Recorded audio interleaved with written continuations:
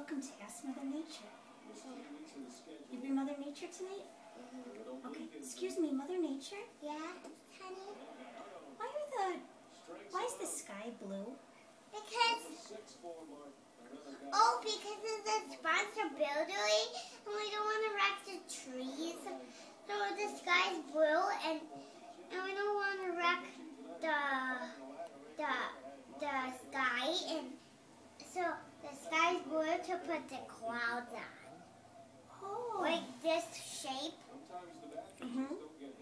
Let me show you a circle. Like this. No, okay. Close your eyes. Like this.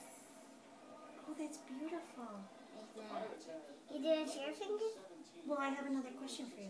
Yeah. Excuse me, Mother Nature? Yeah.